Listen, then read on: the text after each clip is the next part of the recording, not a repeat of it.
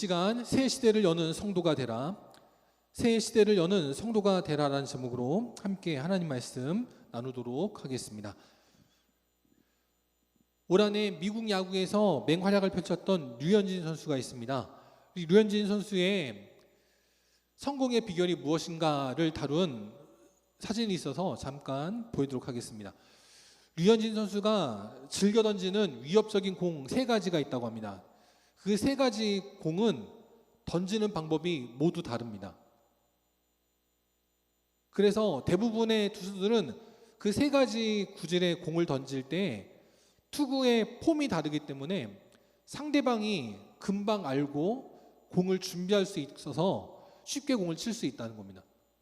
근데 지금 저 사진에 나오는 것처럼 류현진 선수는 3가지 공을 던질 때 똑같은 폼으로 던진다는 거예요. 남들은 폼이 다 다른데 류현진 선수는 폼이 같습니다.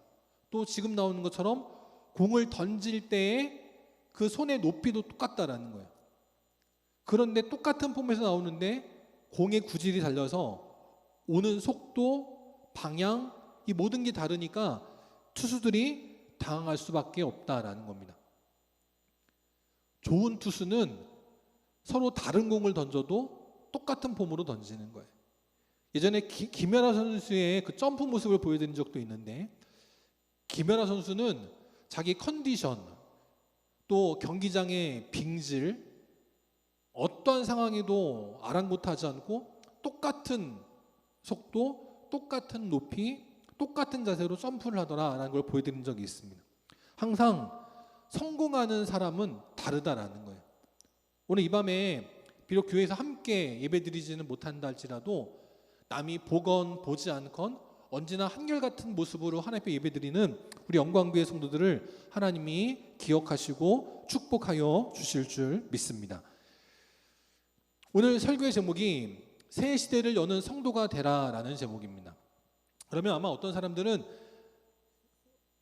아마 자조 섞인 웃음을 취할지도 모릅니다.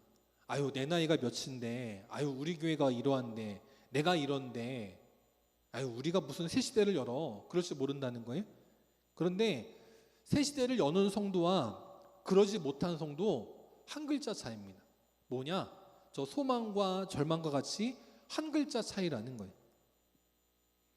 영어로도 설명을 해드리겠습니다. 영어에 보면 nowhere라는 그런 말이 있습니다. 아무데도 없다, 그런 뜻이라는 거예요. 그런데 제가 저 W에 빨간 표시를 해놓은 것처럼 nowhere의 W가 오른쪽에 붙어 있지 않고 왼쪽에 붙어 있으면 어떻게 되느냐? Now, here가 되는 겁니다. 지금 여기에 있다가 되는 거예요. W가 오른쪽에 붙어 있느냐 왼쪽에 붙느냐에 따라서 나의 믿음의 소망이 아무데도 없는 인생이 있고, 지금 여기 비록 코로나 때문에 교회에 나가지 못해도 가정에서도 예배드리는 여러분이나 홀로 이 예배당에서 예배를 인도하는 저나 우리 모두에게 소망이 있을 수 있다라는 겁니다. 오늘 말씀을 통해서 예배드릴 때 오늘 이 말씀의 제목과 같이 새 시대를 여는 다윗 같은 믿음의 주인공들이 다 되어서 이 코로나19로 인하여서 많이들이 힘들어하고 어려움 당하고 있습니다. 그럴 때 우리 영광교회가 이 시대의 참된 소망이다 라고 외칠 수 있는 복된 성도들이 될 수 있기를 바랍니다. 이번 한 주, 2주 사이에 우리 철원 동지방의 2개 교회에서 코로나 확진자 환자들이 나왔었습니다. 그런데 그것 때문에 그 2개 교회 모두가 다 검사를 받았는데 그 확진자 말고 그 가족들 말고 성도들 가운데 코로나가 옮겨진 사람이 한 명도 없었다는 거예요. 얼마나 감사한 일인지 모릅니다. 우리 영광교회도 바라기는 성도들 가운데 한 분도 확진자가 나오지 않기를 바라지만, 혹시라도 내가 동네 사람을 만난 것 때문에, 내가 직장에서 일하는 것 때문에 혹시라도 코로나 걸린다 할지라도 우리가 지켜야 될 것들을 잘 지킬 때, 지금 저 대전이나 서울이나 어떤 교회들은 코로나 환자가 나와가지고 문제가 많지만 우리 영광교회는 그러지 않을 때 이 군탄리의 소망이 되고 이 철원 땅의 소망이 되고 이 나라의 소망이 되는 복된 교회가, 복된 성도들이 되게 하실 줄 믿습니다. 그렇게 새로운 시대를 여는 복된 성도가 되려면 어떻게 되느냐? 먼저 첫 번째, 우리는 전적인 순종의 태도를 가져야 된다라는 겁니다. 1절에 보니까 이스라엘의 큰 위기가 찾아왔습니다. 그 뭐냐면 블레셋 군대가 쳐들어왔다라는 거예요. 어디까지 쳐들어왔느냐? 유다 한복판에 있는 에베스담밈이라고 하는 그 동네까지 블레셋 군대가 쳐들어왔다는 겁니다. 블레셋과 이스라엘의 경계, 우리로 말하면 철책선, 거기에서 지금 전쟁이 벌어지는 게 아니고 유다 한복판에 있는 에베스담밈이라고 하는 곳까지 블레셋이 쳐들어왔다는 거예요. 철책선이 뚫리고 저 북한군이 수도권까지 쳐들어온 거나 마찬가지 같은 상황이 닥쳤다는 겁니다. 지금 코로나도 우리 안방까지 쳐들어왔습니다. 지난주에는 우리 군탄이 주민 가운데에도 코로나 걸린 분이 나왔다고 합니다. 지금 이런 상황을 맞이하고 있다는 거예요. 또 더 나아가서 그 블레셋 군대에는 누가 있었느냐? 우리가 잘 아는 골리앗이 있었다는 겁니다. 이 골리앗은 어떤 사람이냐? 가드 사람이었다라는 거예요. 이 가드라고 하는 곳이 안타까운 이스라엘의 역사가 있습니다. 그게 뭐냐?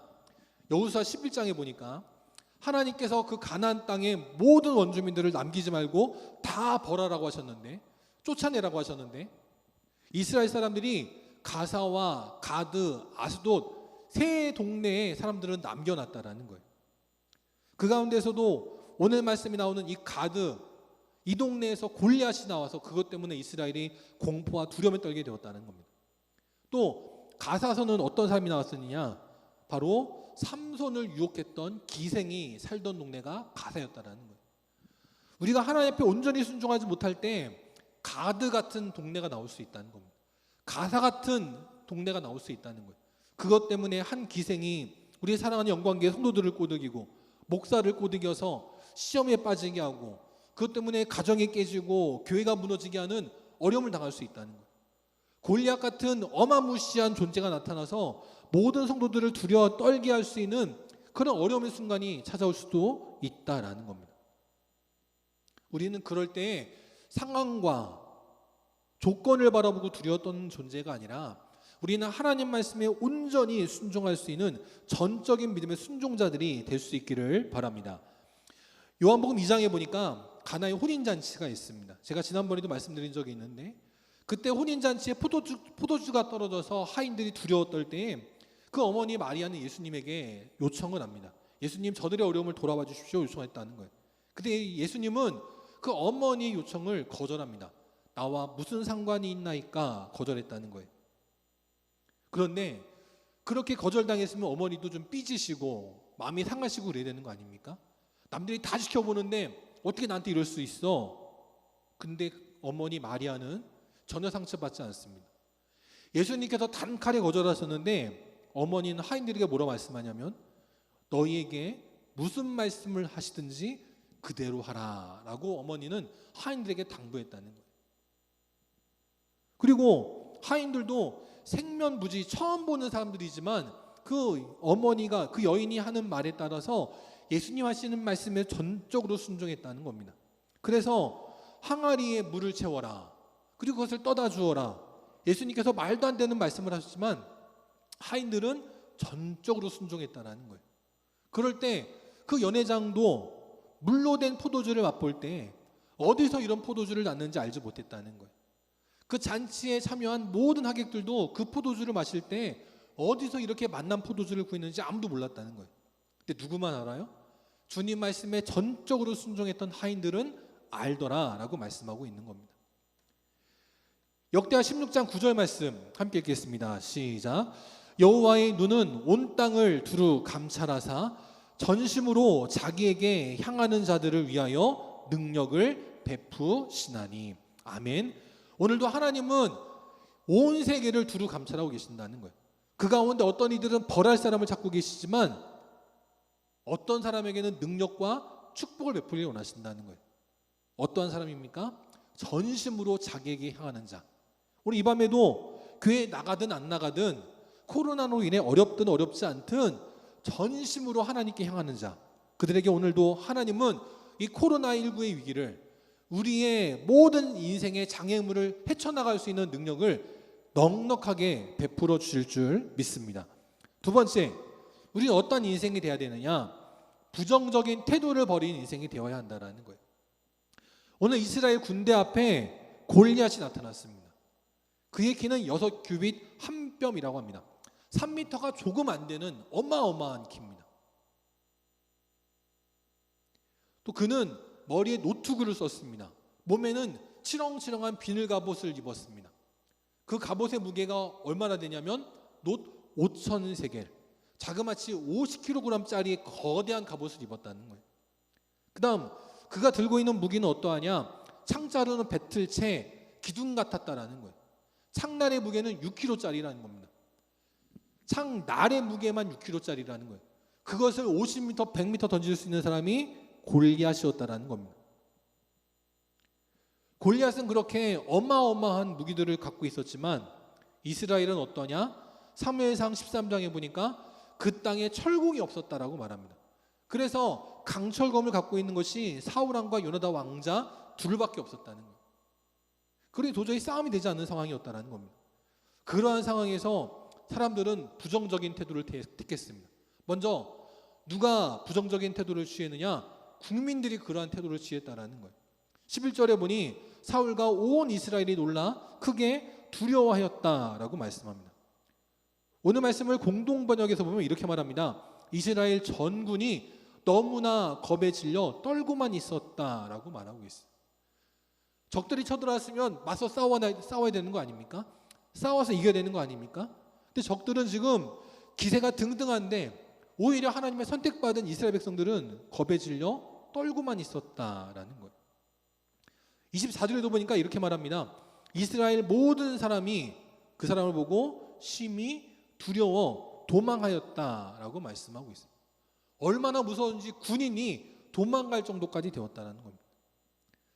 지금 코로나19의 가운데에서 많은 국민들이 두려워하고 있습니다. 근데 우리나라는 근데 이만큼 하고 있지만 지금 세계는 말도 못하는 어려운 가운데 처해 있습니다. 모두가 낙심하고 절망하고 있다는 거예요.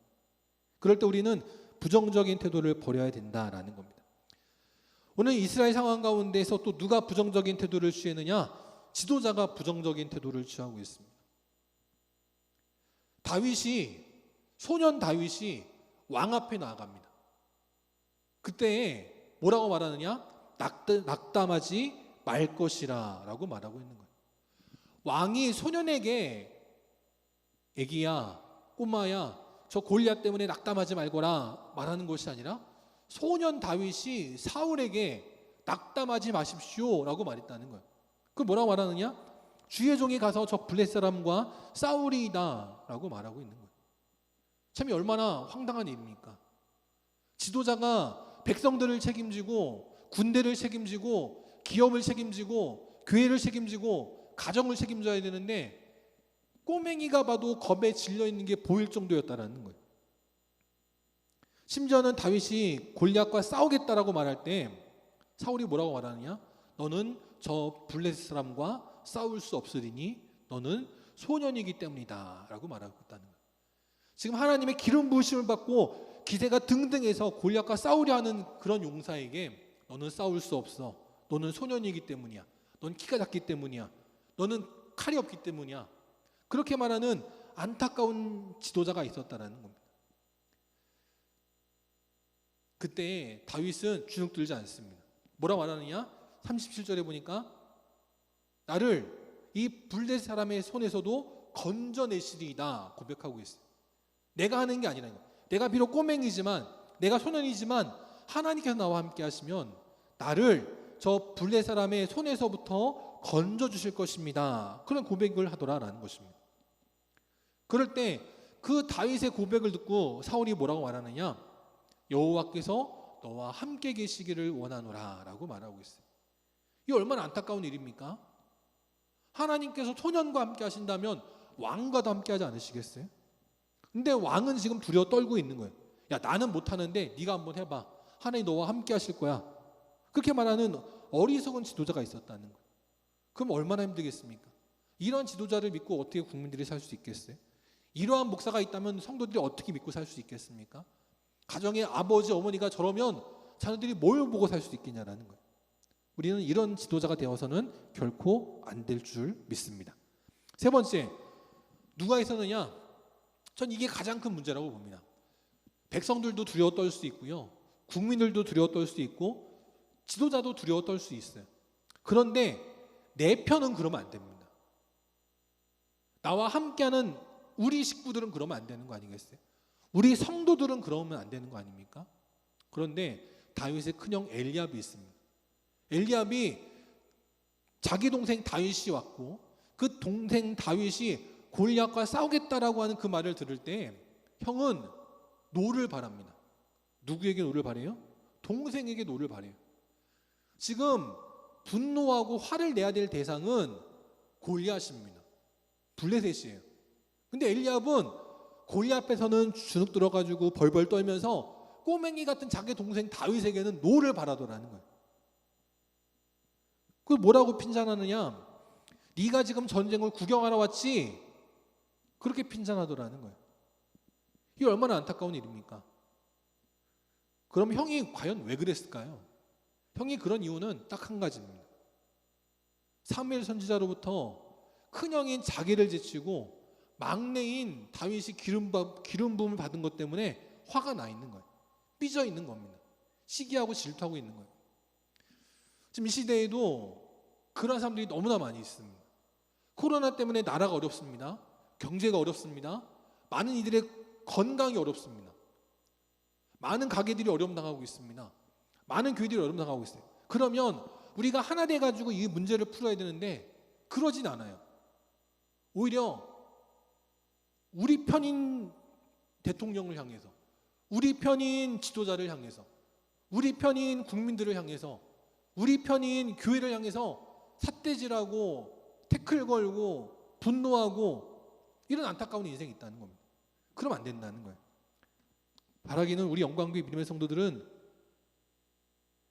안에서부터 불평하고 원망하는 안타까운 인생들이 아니라 누군가가 힘들고 어려울 때 대통령이 좀 뭘 잘못하는 것 같으면 기도하는 자들이 되고, 지도자가 좀 뭘 잘못하는 것 같으면 기도하는 자가 되고, 기업의 사장님이 뭘 잘못하는 것 같으면 기도하는 자가 되고, 그렇게 해서 우리가 함께 합력하여 선이 이루어나가는 복된 성도들 될 수 있기를 바랍니다.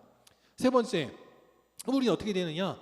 당연히 부정적인 태도는 버리고 긍정적인 태도를 취할 때 새로운 시대를 여는 복된 성도가 될 수 있다는 거예요. 26절 마지막에 보니까 다윗이 이렇게 말합니다. 살아계시는 하나님의 군대를 누가 모욕할 수 있느냐라고 말하고 있는 거예요. 지금 눈에 보면 이스라엘 백성들은 모두가 두려워 떨고 있습니다. 심지어 어떤 이들은 도망갔습니다. 근데 다윗은 그러한 상황 가운데 주눅들지 않아요. 비록 겁쟁이이고 도망자들이지만 저들은 살아계신 하나님의 군대다라고 말하고 있는 거예요. 우리에도 이런 믿음이 있어야 된다는 겁니다. 우리는 그래서 나를 볼 때 어떻게 되느냐? 믿음으로 볼 줄 알아야 된다는 거예요. 비록 육신적으로 보기엔, 상황적으로 보기엔 부족함이 있고 어려움이 있을지라도 우리의 정체성을 우리는 믿음으로 볼 수 있어야 되는 거예요. 26절 다시 보면 블레셋은 어떠한 사람들이냐? 할례받지 않은 이방인들입니다. 나 다윗과 우리는 어떠한 사람들이냐? 하나님 앞에 할례를 행하여 선택받은 하나님의 거룩한 백성들이라는 거예요. 그런 믿음이 있었다는 겁니다. 45절에 보면 골리앗은 칼과 창과 단창으로 옵니다. 완전 무장을 해서 그걸 믿고 온다. 하지만 다윗은 무엇을 믿고 나갑니까? 사울왕이 준 왕의 갑옷, 왕의 칼, 그것을 의지하는 것이 아니라 만군의 여호와의 이름, 그것을 붙들고 나갔다는 겁니다. 그럴 때에 다윗처럼 우리도 이 코로나19의 질병을, 가난의 문제를, 모든 어려움들을 돌멩이 하나로 때려잡을 수 있는 능력이 임하게 될 줄 믿습니다. 에베소서 2장 10절에 보니까 우리는 어떠한 존재냐? 그가 만드신 존재다라고 말합니다. 그는 누구예요? 당연히 하나님이십니다. 하나님께서 만드신 바인데 이 만드신 바가 원어에 보면 뭐냐? 포이에마, 걸작품, 명작, 명품이라는 겁니다. 우리는 하나님께서 실수를 만든 존재가 아닙니다. 그저 남녀가 눈이 맞아가지고 어쩌다 생긴 그런 존재가 아니에요. 우리는 원숭이에서 진화된 존재가 아닙니다. 우리는 태초부터 하나님이 작정하시고 계획하셔서 만드신 하나님의 걸작품임을 믿으시는 복된 성도들 될 수 있기를 바랍니다. 여기 결혼을 앞두고 있는 예비 신랑 신부가 있습니다. 결혼식을 치르고 있는 신랑 신부가 있습니다. 얼마나 아름답고 얼마나 행복하겠습니까? 근데 남태평양에 가면 누라반디라고 하는 섬이 있다고 합니다. 그 섬은 하와이 원주민들이 살고 있는 섬인데, 이 섬에서 결혼할 때에는 남자들이 신부를 데리러 갈 때 지창금을 들고 가야 됩니다. 그 지창금이 뭐냐면 염소 새끼를 데리고 간다고 합니다. 보통 신부를 데리고 올 때 염소 새끼를 3마리를 주고 온다고 합니다. 근데 그 신부가 아주 이쁘고 아주 능력이 많으면 염소 새끼를 5마리를 주고 온다고 합니다. 근데 좀 못생기면 2마리, 1마리를 주고 온다는 거예요. 그래서 여인들이 시집을 간 뒤에 항상 하는 게 뭐냐면, 나는 염소 새끼 4마리 받고 왔어, 난 염소 새끼 5마리 받고 왔어, 그런 거를 서로 자랑하면서 빨래터에 모여가지고 수다 떨면서 빨래도 하고 이것도 하고 저것도 하고 한다는 거예요. 그런데 그 마을에 사리타라고 하는 한 아가씨가 있었다고 합니다. 근데 그 아가씨는 그 섬 전체 사람들이 다 모아도 가장 못생긴 여인이었다는 거예요.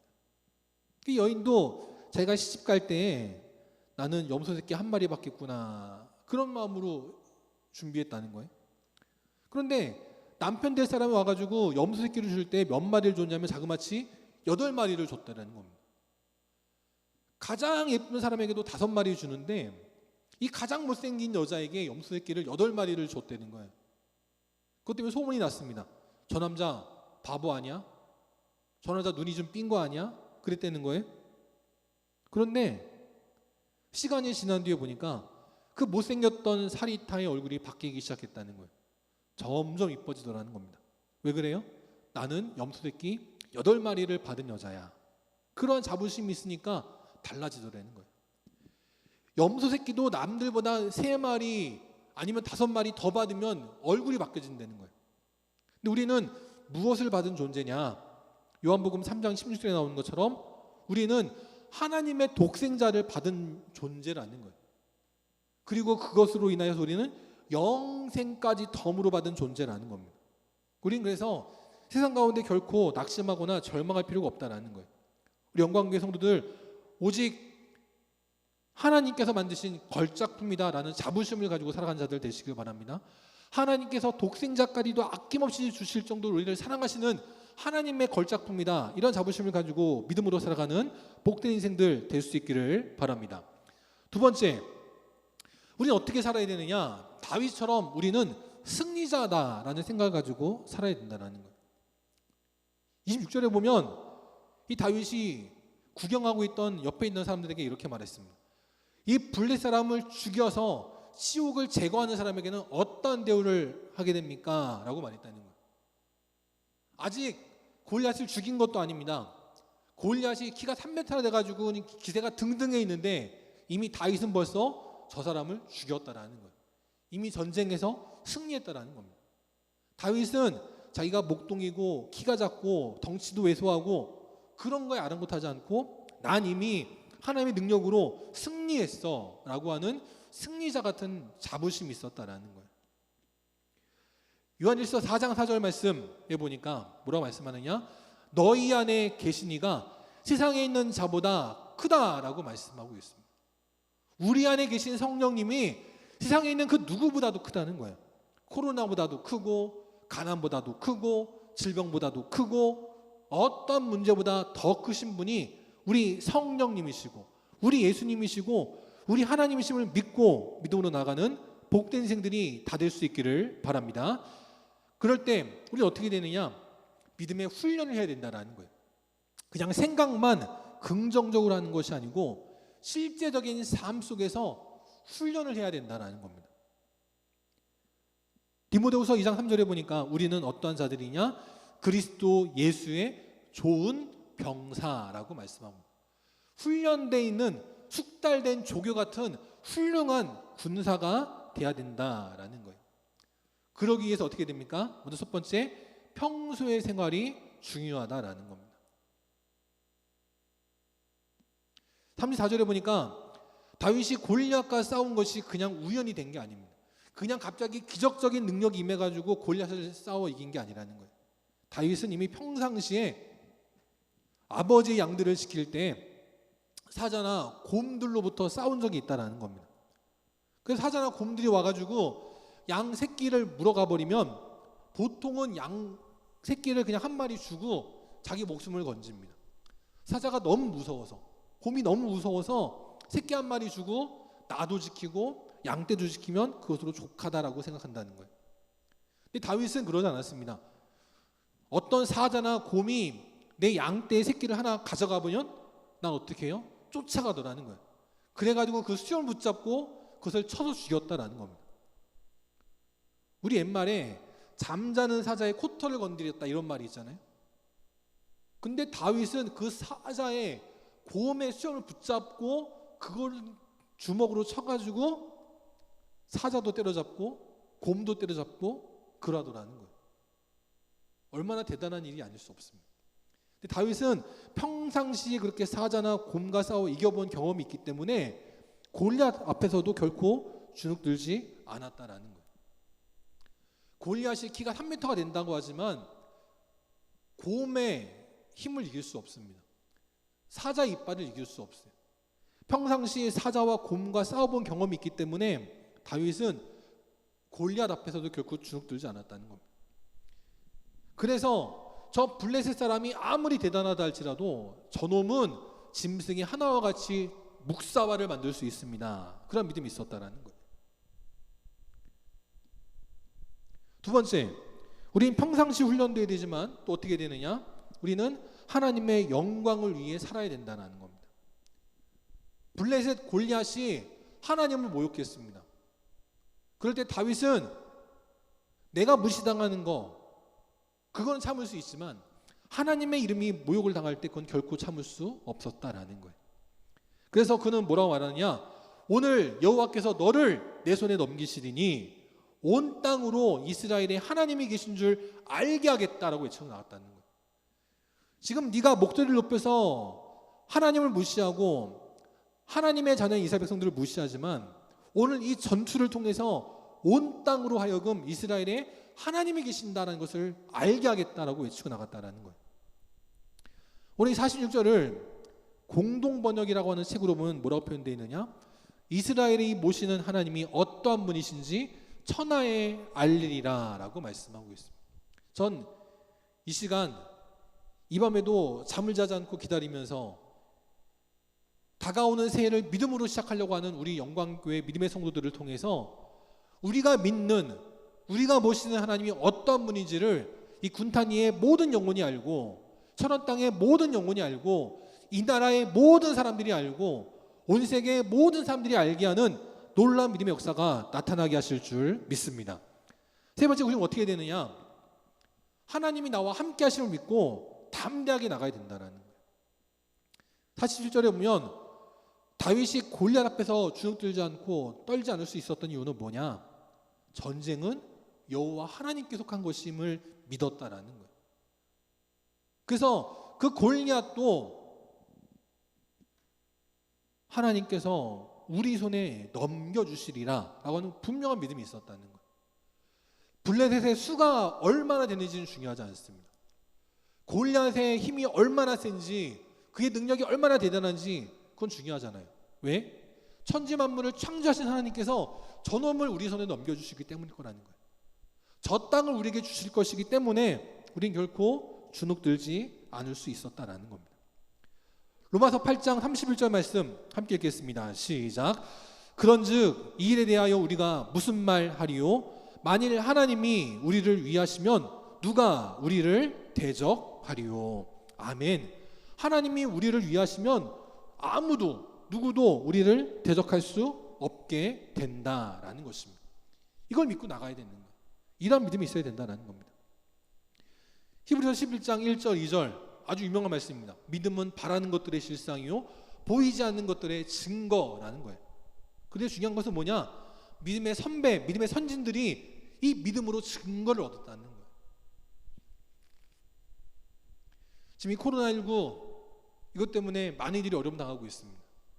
교회 나가면 무슨 큰일 나는 것처럼 두려워 떨고 있습니다. 그럴 때 이제 이 코로나19는 곧 나올 백신으로 인해서 또 우리나라 센트리온이 치료제도 만들고 있는데 치료제가 나옴으로 인해서 이제 이 코로나19는 종식될 것입니다. 그 시간이 지나서 10년 뒤, 20년 뒤, 30년 뒤, 50년 뒤 우리 자녀들이 커갈 때 또 그 자녀들이 믿음의 다음 세대를 또 낳았을 때 그 자녀들이 그 손주들이 오늘을 돌아볼 때 많이들은 두려워서 떨고 있지만 많이들은 그것 때문에 믿음이 무너졌지만 우리 영광교회 우리 할머니 할아버지는 우리 엄마 아빠는 이로써 증거를 얻었지 그렇게 말하는 복된 날이 반드시 오게 될 줄 믿습니다. 우리는 상황 때문에 두려운 인생이 되면 결코 안 된다는 거예요. 우리는 상황에 반응하는 것이 아니라 믿음으로 말씀에 반응해야 된다라는 것입니다. 한 학생의 간증을 소개하고 말씀을 마치겠습니다. 어떤 한 학생이 중학교 3학년 때 축구를 하다가 친구가 찬 공에 눈을 맞아서 그만 실명하게 됐습니다. 그 아들이 공에 맞아가지고 실명했다라는 소식을 들었을 때 어머니는 너무나 충격을 받아서 8시간 만에 뇌졸중으로 세상을 떠나게 되었다고 합니다.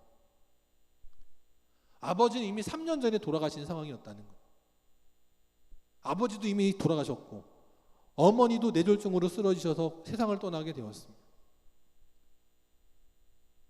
그래서 졸지에 가장이 된 누나가 공장에 나가서 일을 하는데 너무나 힘들게 일하다가 결국 과로로 쓰러져 죽게 됐다는 거예요. 동생들이 있었습니다. 근데 이 학생은 눈이 멀었기 때문에 동생들을 챙겨줄 수도 없는 거예요. 결국 가정이 뿔뿔이 흩어지게 됐습니다. 그러면 이 학생도 절망이 되지 않겠습니까? 내가 눈이 멀어서 앞이 보이지 않습니다. 그나마 의지할 버팀목이었던 어머니도 누나도 세상을 떠나게 됐습니다. 동생들도 흩어지게 됐습니다. 그러면 난 이제 끝났어. 포기되는 거 아니에요? 그런데 이 학생은 이렇게 눈이 멀었지만 포기하지 않았습니다. 그리고 공부를 하기 시작하는데 1968년 서울 맹학교를 졸업하게 됩니다. 눈이 보이지 않는 데에도 불구하고 그는 바로 연세대에 입학을 하고 교육학과를 차석으로 졸업하는 일반인들도 하기 힘든 것을 시각장애인이 차석으로 졸업하는 쾌거를 이루게 됩니다. 그리고 곧바로 미국으로 건너가서 3년 8개월 만에 약 4년 뒤에 피츠버그 대학의 철학 박사가 됩니다. 우리나라 최초의 장애인 박사 학위를 얻게 된 겁니다. 거기서 끝나지 않고 이 학생은 조지 부시 대통령의 장애인 정책 담당 차관보가 됐다는 거예요. 미국에도 얼마나 많은 장애인이 있겠습니까? 그런데 미국인 장애인들을 놔두고 이 한국에서 건너간 이민간 이 장애인이 미국 대통령의 차관보가 되었다는 거예요.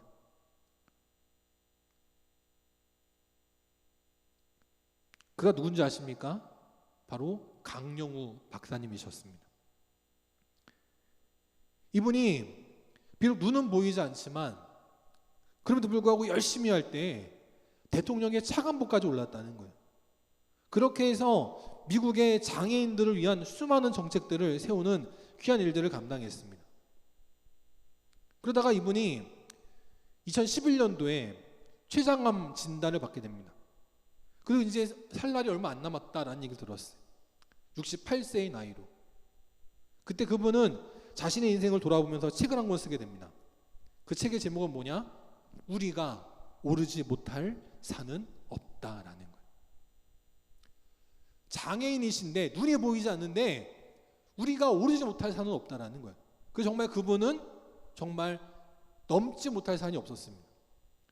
모두가 안 된다고 말할 때 눈이 보이지 않는 시각장애인으로 몸으로 연세대에 입학을 하고 우리나라 최초의 장애인 박사 학위 소지자가 되었다는 거예요. 그리고 더 나아가서 미국 대통령의 차관보까지 되었다는 겁니다. 정말 저는 이분의 간증을 볼 때마다, 들을 때마다 너무나 제 자신이 부끄럽게 느껴집니다. 근데 우리는 이러한 간증을 들을 때 부끄럽다라고 느끼고 끝나면 안 되는 거예요. 저분이 저럴 수 있었던 것은 저분의 능력만이 아니고 그 산을 오르게 하신 하나님의 능력이 있었기 때문이라는 겁니다. 그럼 우리도 마찬가지예요. 우리도 할 수 있습니다. 다윗도 했습니다. 그럼 우리도 할 수 있어요. 바로 영광교회 우리 믿음의 성도들을 통해서 새 시대는 반드시 활짝 열려지게 될 줄 믿습니다. 그냥 2021년도 새로운 새해가 오는 것으로 끝나는 것이 아니고 이 코로나19를 넘어서서 온 세계에 우뚝 서는 믿음의 나라가 되게 하시고 그 모든 일에 앞장서는 믿음의 시연소 우리 영광교회와 우리 모든 성도들이 되게 하실 줄 믿습니다. 우리는 그 믿음 가지고 나가는 거예요. 그럴 때 우리 앞에 악한 마귀는 골리앗처럼 무너지게 되고 우리는 하나님의 영광을 나타내는 믿음의 승리자들이 되게 하실 줄 믿습니다. 그때까지 절망하지 않고 오직 믿음으로 나갈 때 다윗같이 하나님만 합하여 응답받는 우리 모든 믿음의 성도들 다 될 수 있기를 주님의 이름으로 축복합니다. 기도하시겠습니다. 오늘도 살아계신 하나님 아버지 참으로 감사드립니다. 올 한 해 돌아오면 정말 눈물 나고 힘들고 견디다 못해 쓰러질 것 같은 수많은 문제와 어려움들이 있었습니다. 그럼에도 불구하고 저희들에게 믿음이 있기에 우리와 함께 하시는 하나님 아버지가 계시기에 오늘도 저희는 이 밤 잠을 자지 아니하고 살아계신 하나님 앞에 예배드리며 새로운 시대를 열기를 원하는 마음으로 예배드리는 하나님 찾으시는 참된 믿음의 예배자들이 되게 하여 주시니 진심으로 감사드립니다. 그래서 그냥 숫자로의 새해 2021년도 새해, 새 날이 찾아오는 것이 아니라 이제 영적으로 이 시대를 바꿀 수 있는 믿음의 새 시대를 열어나가는 다윗 같은 믿음의 용사들이 되게 하여 주시옵소서.